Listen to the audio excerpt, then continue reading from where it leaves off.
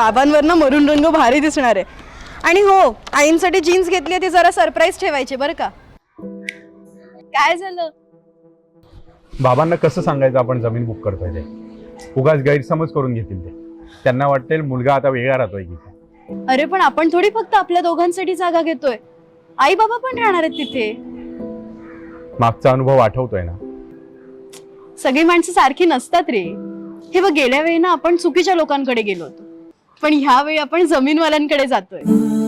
आपण ना एक काम करूया, बाबांना डायरेक्ट त्यांच्या ऑफिस मध्येच घेऊन जाऊया. म्हणजे बघ, तू तर पाहिले सगळे डॉक्युमेंट्स लिगल आहेत. ते पाहिल्यावर बाबांचा विश्वास बसेल आणि त्यांची जागा बघितल्यावर तर ते हसत हसत हो म्हणतील.